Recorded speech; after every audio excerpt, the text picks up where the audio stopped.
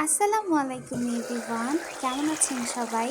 সবাইকে ওয়েলকাম করছি আমার ফেসবুক পেজ জেরিনস কিচেনে। আজকে আপনাদের সাথে একটা ছোটোখাটো মিনি ব্লগ শেয়ার করব, যেটা হচ্ছে আমার আজকে দুপুরে কী কী রান্না করেছি সেই ভিডিওটা। তো আজকে দুপুরের জন্য রান্না করেছি একদম ছোট মাছ, মলা মাছ যেটাকে বলে, আমাদের ফেনীতে এটাকে বলে কাচকি মাছ, তো ঢাকায় এটাকে মলা মাছ বলে। তো মলা মাছ রান্না করেছি, আর মলা মাছটাতে দিয়ে দিয়েছি ধনিয়া পাতা। তো ধনিয়া পাতা দিয়ে দেওয়ার পর মাছটা রান্না হয়ে গিয়েছে।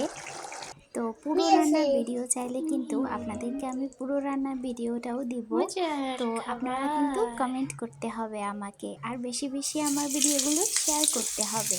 তো এবার রান্না করে নিচ্ছি হচ্ছে লাল শাক, যেহেতু এখন শীতকাল নানা রকম শাক পাওয়া যায়।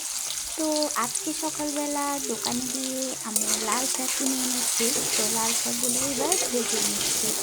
তেল গরম হয়ে গেলে দিয়ে দিলাম রসুন, পেঁয়াজ, কাঁচামরিচ, লাল মরিচ, শুকনো মরিচ যেটাকে বলে।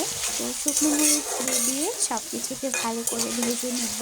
যেহেতু এটা রান্নার ভিডিও নয়, সেহেতু সব কিছু ডিটেলসে দেখাবো না, বলবো না। তো এই তো সব কিছু দিয়ে দিলে তারপর এবার শাকগুলো দিয়ে দেবো। আর শাকগুলো যে কতটা তরতাজা ছিল, আর লাল শাক বলতেই একদম লাল টকটকে ছিল। তো এই তো আমি লাল শাকগুলোকে দিয়ে দিচ্ছি।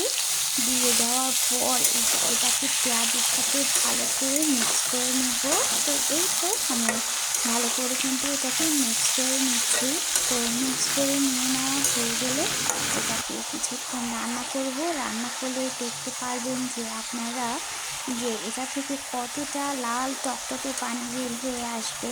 তো এই শাকগুলো খেতে যে কত মজা, দুপুরবেলা যদি এরকম লাল শাক দিয়ে কিন্তু এক প্লেট ভাত খাওয়া যায়। তো দেখুন লাল শাকটা কতটা টকটকে লাল। তো এই তো আমার লাল শাক ভাজা প্রায় হয়েই এসেছে। লাল শাকটা না এতটা মজা ছিল যে কি বলবো। তো এই তো লাল শাকটা ভাজা হয়ে গিয়েছে। এরকম ছোটোখাটো ভিডিও দেখতে হলে জেরিনস কিচেনের সঙ্গেই থাকুন। আল্লাহ হাফেজ।